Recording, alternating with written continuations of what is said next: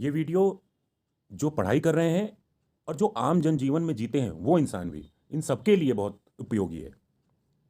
Last time हम अभी पढ़ रहे हैं फार्माकोग्नोसी का chapter 9, herbs as health food, जिसमें हमें इंट्रोडक्शन और थेरापेटिक एप्लीकेशन बताना है। तो न्यूट्रास्यूटिकल्स हमने पढ़ा लास्ट वीडियो में, एंटीऑक्सीडेंट्स पढ़ा। आज हम पढ़ते हैं प्रोबायोटिक्स। बहुत इंपॉर्टेंट चीज़ है, सबको मालूम होना चाहिए प्रोबायोटिक्स और प्रीबायोटिक्स। तो प्रोबायोटिक्स क्या होता है? जैसे पहले नाम में ही चलते हैं, प्रो प्रो मतलब प्रमोट करना, बायोटिक्स बायोटिक्स मतलब bio organism, bio organism promote करना। क्या प्रमोट कर रहा है, क्या बायो ऑर्गेनिज्म, नाम में ही, जिससे आप नाम सुनते ही काफी कुछ समझ जाएंगे और डिस्क्राइब कर पाएंगे। Probiotics are friendly bacteria that promote healthy digestion and absorption of some nutrients. They can be found in yoghurt and other fermented foods, dietary supplements and beauty products. Probiotics friendly bacteria मतलब भाई जो हमारे साथ अच्छा व्यवहार करेगा वो friendly nature करेगा, जो बुरा व्यवहार करेगा तो फ्रेंड नहीं होगा। तो कुछ बैक्टीरिया अच्छे होते हैं, गुड बैक्टीरिया, कुछ बैड बैक्टीरिया होते हैं जो हमें नुकसान पहुंचाते हैं, डिजीज देते हैं। लेकिन कुछ बैक्टीरिया ऐसे होते हैं जो हमें स्ट्रांग बनाने का काम करते हैं, हमारी हड्डियों को मजबूत करते हैं, हमारी पाचन क्रिया को मजबूत करते हैं, हमारा हाजमा ठीक रखते हैं। जैसे योगर्ट, योगर्ट दही है, लेकिन ये दही वो कर्ड वाली दही नहीं है। ये दही दूध को फाड़ के बनाया जाता है, उसके अकॉर्डिंग बनता है। तो प्रोबायोटिक्स फ्रेंडली बैक्टीरिया है जो हमारे डाइजेशन को हेल्दी बनाएगा, पाचन क्रिया को, और न्यूट्रिएंट्स, जितने भी न्यूट्रिशंस हैं उनको एब्जॉर्ब करने की शक्ति प्रदान करता है। तो they can be found in yoghurt और अदर फर्मेंटेड फूड्स। अब फर्मेंटेड फूड्स क्या हुए? अब जैसे सपोज करो, मैं आपको बताता हूं कि सपोज करो हमने विनेगर बनाया। अब विनेगर, कई लोग विनेगर खाते हैं ना, कि कहते हैं गन्ने का जूस को सड़ा के बनता है, उसमें कीड़े पड़ जाते हैं, उसको दाब के रखते हैं और फिर उसके बाद उससे सिरका खाते हैं, सिरका कहते हैं जिसे। तो कई वो डाइजेशन प्रोसेस में अच्छा होता है, बहुत स्लो मात्रा में। ऐसे ही फिर दूध फाड़ कर हमने, दूध में क्यों क्यों दूध फटा? उसमें बैक्टीरिया की मात्रा ज़्यादा हो गई तो दूध फट जाता है। तो वो फटे हुए दूध का भी बैक्टीरिया बन, वो क्या कहते हैं, पनीर बन जाता है, दही बन जाता है। तो वो सब चीज़ें क्या होती है, हमारी स्किन के लिए बड़ी अच्छी होती है, हमारे हाजमे के लिए अच्छी होती है। लेकिन उसके अंदर जैसे हम अगर कर्ड की बात करें तो कर्ड में एक नेगेटिव बैक्टीरिया भी होता है जो हमारे गले में जाकर, क्योंकि जो भी चीज़ स्टोमक तक पहुंचेगी वो गले से होकर गुजरेगी, तो गले में इन्फेक्शन दे देता है। तो हम क्या करते हैं, हल्का नमक डाल देते हैं। तो ये जो प्रोबायोटिक्स है, ये ऐसे फर्मेंटेड फूड्स के द्वारा, जैसे पनीर हो गया, कुछ क्रीमी प्रोडक्ट हो गए, कुछ दही वगैरह के, और योगर्ट जैसे है ना। तो कई बार आपने याकुल्ट करके, वो जो आपको ग्रोसरी की शॉप पे आजकल दिखाई देता है, तो वो उनका मेन मकसद ही यही होता है, दूध से बनाया होता है, उसके अंदर प्रोबायोटिक्स डाला होता है। ठीक है। तो ये कहाँ पाया जाता है? फर्मेंटेड फूड हो गया, योगर्ट हो गया, डाइटरी सप्लीमेंट हो गया, और ब्यूटी प्रोडक्ट्स के लिए। ठीक है, ब्यूटी प्रोडक्ट्स के लिए बनता है, ब्यूटी प्रोडक्ट्स में ये होते हैं। इसका एग्जाम्पल है लैक्टोबैसिलस और बिफिडोबैक्टीरियम, ये नाम, और सेचरोमाइसिस भी है। दो नाम आप याद रखिए, बहुत इंपॉर्टेंट है, काम आएंगे, आगे भी काम आएंगे, बार बार यूज होंगे। तो लैक्टोबैसिलस आपको याद करना है। बिफिडोबैक्टीरियम अपने आप में ही एक एग्जाम्पल बताता है कि अगर आप दूसरे फॉर्म में हिंदी के रूप में इस इंग्लिश को पढ़ोगे तो बायफिडोबैक्टीरिया, बायफिडोबैक्टीरियम मतलब एक ऐसा जरिया जिसके जरिए बैक्टीरिया को हम भर दे रहे हैं, फीड कर दे रहे हैं, बायफिडोबैक्टीरिया। तो बीफिडोबैक्टीरियम को हम इस तरीके से इस वर्ड को याद रख सकते हैं। अगर हम एक वर्ड भूल जाए तो बीफिडोबैक्टीरियम हम याद रख पाएंगे। ठीक है, आगे चलते हैं। सिलेक्शन कैटेगरिया क्या है? सिलेक्शन कैटेगरिया मतलब चयनात्मक मानदंड, मतलब एक रूल्स होता है जिसके आधार पर हम इसका चयन करते हैं। तो they should get separated from the same species from the expected host. Host समझ रहे हैं? जो गेस्ट का स्वागत करता है, होस्ट। तो गेस्ट क्या है? जो प्रोबायोटिक्स जब जाएगा, जो होस्ट हमें स्वागत करेगा, तो ये क्या करेगा? They should get separated from the same species, same प्रजाति के जो एक्सपेक्ट होस्ट हमसे एक्सपेक्ट कर रहा है, उसमें ये नहीं है कि बैक्टीरिया और सबके साथ चिपक के बैठ जाए। तो ये सेम स्पीसीज, सेम प्रजाति के, उनसे अलग कर देगा, सेपरेट कर देगा। अब दे should have a clear favourable impact on the host. Impact प्रभाव हो गया, दबाव डालना होस्ट पर, एक फेवरेबल डालता है होस्ट पर। ठीक है, समझाऊं अगर थोड़ा सा एग्जांपल देके, अगर आप ना समझ पाए हो तो यूं कहते हैं कि मान लीजिए कि किसी का पेट साफ नहीं हो रहा और डाइजेशन प्रोसेस में कब्ज और वो है, तो उसके लीवर पर दबाव डालना होगा। कहते हैं ना कि पैर दबा दो। अब पैर कोई दबा रहा है हमारा, तो इस कदर से दबाए कि बड़ा आराम आ रहा है, बढ़िया बढ़िया दबा रहा है, और कुछ इतनी जान से दबा दो कि यार हड्डी तोड़ दोगे। तो फेवरेबल इंपैक्ट डालता है। ठीक है, कहां पे? इंटेस्टिनल पे, जीआईटी पे, गैस्ट्रो इंटेस्टिनल पे, राइट। आगे चलते हैं। They should not produce any symptoms of disease, कोई बीमारी वाले सिम्टम्स ये पैदा नहीं करता। They should have the capacity to survive the GIT condition and should easily pass through it, उसकी ठीक है, जीआईटी कंडीशन को सर्वाइव करता है और आसानी से पास हो जाता है। तो they should have the capacity to endure extended length of time during storage. तो ये क्राइटेरिया है, तो इसमें हमें ये बताना है कि जब हम इसको स्टोर करें तो उसके अंदर ये ना हो कि जल्दी ख़राब हो जाए, कुछ कैपेसिटी होनी चाहिए, या फिर हमारे पेट में गया है तो अभी 2 दिन लगाएगा, तो ये ना हो कि वो अपना जो भी ताकत है वो खो दे, तो उसके अंदर सहन करने की शक्ति होनी चाहिए, थोड़े दिन अपने आप को मेंटेन रखने की। तो मैकेनिज्म ऑफ एक्शन की बात करते हैं। तो मैकेनिज्म ऑफ एक्शन क्या होगा कि किस तरीके से काम करता है। तो stimulating the host mucosal and systemic immunity, क्या करता है होस्ट म्यूकोसल, म्यूकोसल हो गया जो आंत होता है, आंतों की जो बड़ी आंत होती है, जो आंत है उसकी 4 परतों में से जो सबसे पहला जो रिसीव करता है वो म्यूकोसल भाग होता है। और होस्ट के रूप में जब उत्तेजना पैदा करेगा उसके अंदर, तो जब वो होस्ट उसको म्यूकोसल जब रिसीव करेगा किसको, प्रोबायोटिक्स को, तो ये उसके अंदर उत्तेजना नहीं पैदा करेगा, तो वो ऐसे ही बैठा हुआ है। जब अब नाली जाम हो गई है सपोज करो, तो उसको हम क्या करेंगे, कुछ प्रेशर मारेंगे, कुछ करेंगे, उसको दाब मारेंगे, तो कुछ उत्तेजना हिलावट पैदा करना, और फिर सिस्टमैटिक इम्यूनिटी में, ठीक है। Controlling the exchange of dietary antigens, तो जो डाइटरी एंटीजेंस है, भाई हमने खाना खाया, हमारे हाथ में कि बैक्टीरिया था, हमें नहीं पता, हम बाहर गए एकदम से बोले भाई ये ले एक पकौड़ा तू भी खा ले, अब हमने खा लिया, तो उसमें हमारे हाथ से बैक्टीरिया उसमें चिपक गया जो हमें दिखाई नहीं दे रहा, बहुत छोटे से माइक्रो ऑर्गेनिज्म होते हैं। तो जब वो चले गए, अंदर चले गए, तो ऐसे में ये क्या करता है, इसका एक्शन है controlling the exchange of dietary antigen. जो हमारे अंदर पहले से गुड और बैड बैक्टीरिया मौजूद होते हैं, तो जो धीरे धीरे बैड बैक्टीरिया जा रहे हैं या कुछ हो रहा है, तो उसको कंट्रोल करेगा, अंदर जाने पर उसको कंट्रोल करेगा। इंप्रूविंग इंटेस्टिनल हिंड्रेंस वर्क, जो हमारी इंटेस्टिनल में क्या करता है, अवरोध कार्य है जो रुका हुआ है किसी भी तरह का प्रोसेस, उसको इंप्रूव कर देगा।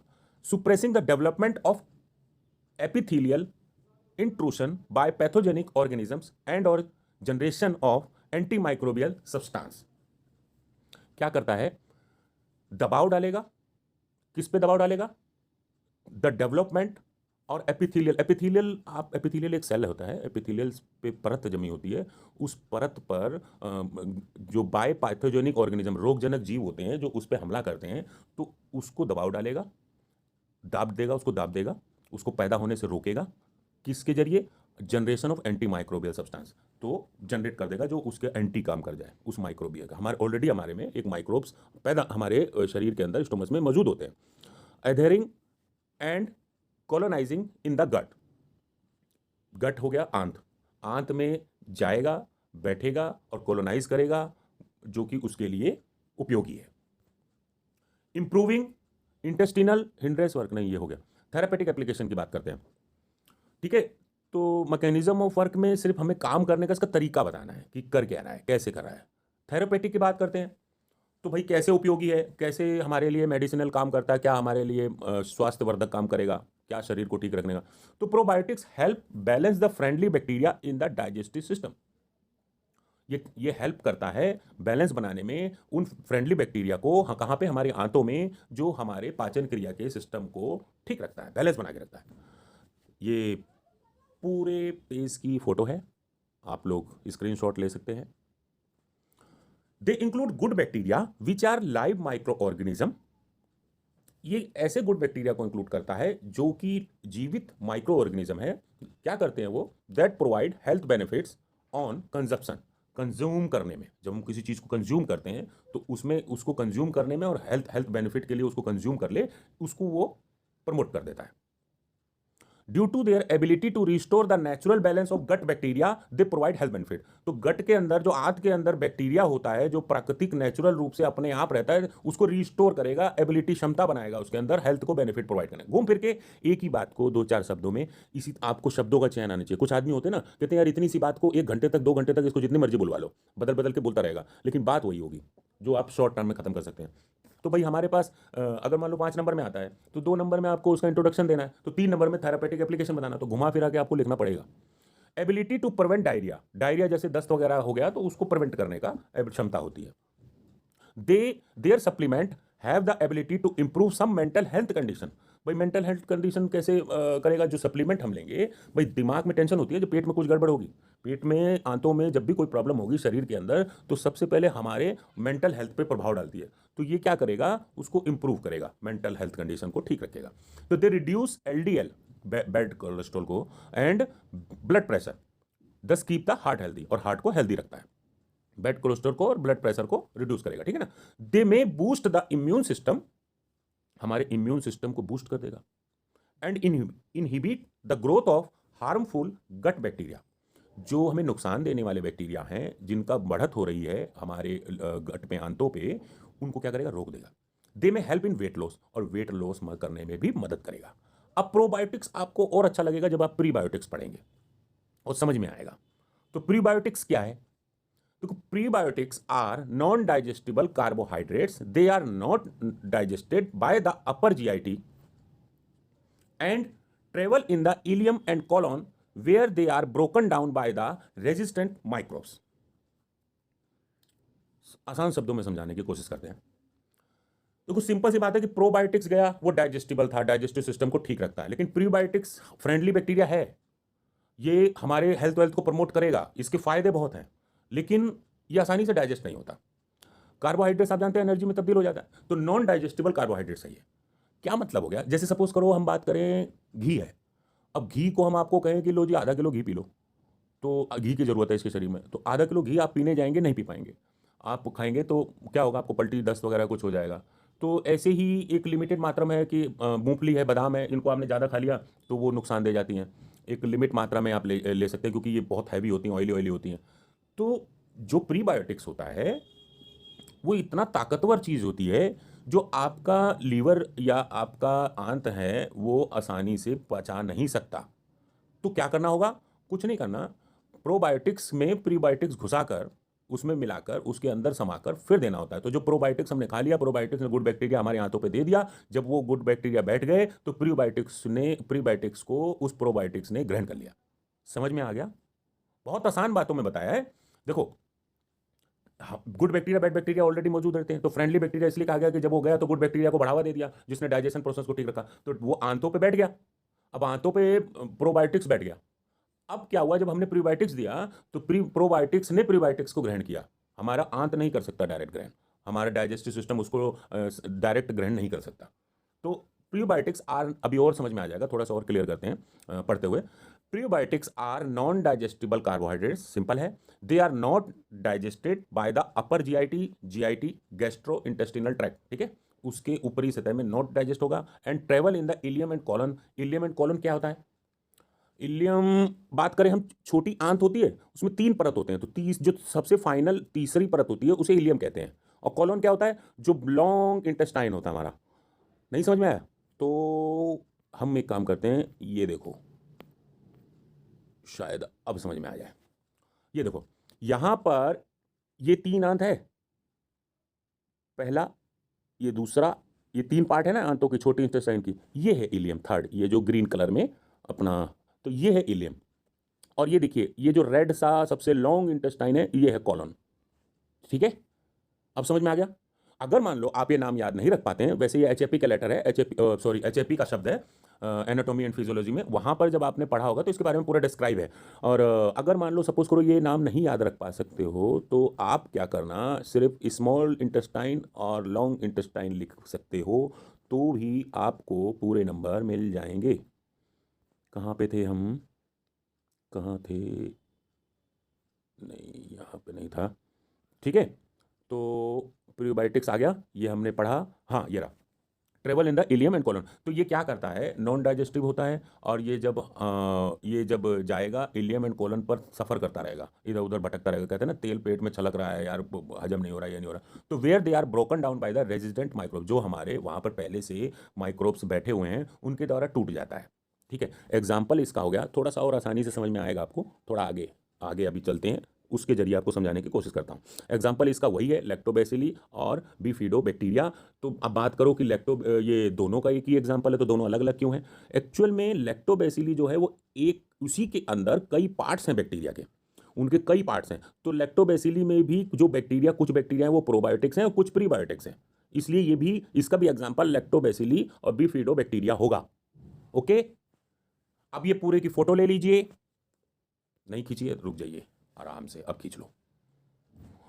मोड ऑफ एक्शन की बात करते हैं। अब ये क्या करता है, दे प्रमोट, मजेदार बात है, बड़ा ध्यान से सुनना, they promote the growth of good bacteria of large intestine. जो बड़ी लंबी आंत है उसमें गुड बैक्टीरिया के ग्रोथ को क्या करेगा, प्रमोट करेगा। दे स्टॉप, सिंपल सी बात है ना, they stop intestinal bleeding in the intestine.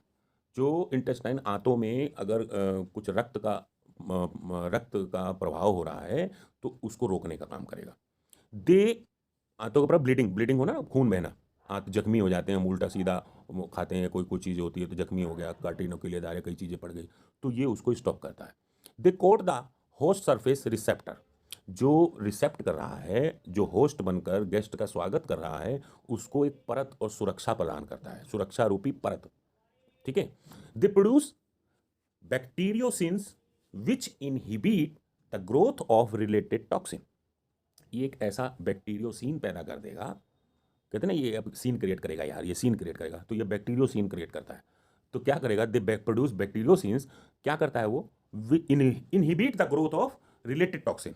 जो जहर है, टॉक्सिन है, जो नुकसानदायक है, उसके ग्रोथ को रोक देगा वहां पर, ऐसा बैक्टीरियोसिन पैदा करता है। तो they produce bacteriocin which inhibit, हाँ, they produce SFCS with favourable bacteria. ये क्या करेगा, एसएफसीए पैदा करेगा जो कि फेवरेबल बैक्टीरिया के साथ।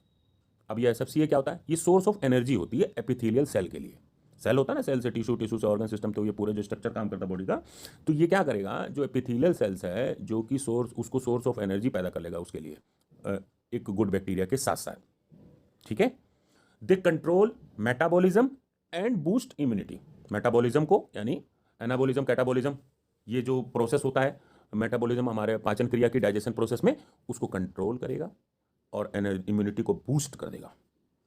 अब सोर्स की बात करते हैं, तो सोर्स इसकी क्या है, सिंपल सी बात है, वही गेहूं, प्याज, आलू, व्हीट, ऑनियंस, पोटैटोस। पोटैटोस कैसा, कुक्ड या कूल्ड, ठीक है ना। अब थेरापेटिक एप्लीकेशन की बात करते हैं, बहुत इंपॉर्टेंट है थेरापेटिक एप्लीकेशन, इंपॉर्टेंट हमारे जीवन के लिए और हमारे ज्ञान के लिए, ध्यान से सुनिएगा। Improve immune function in the gut and body. हमारी आंतों में या शरीर में हमारे इम्यून फंक्शन को इंप्रूव करने का काम करता है। Establish a healthier balance of bacteria in the gut.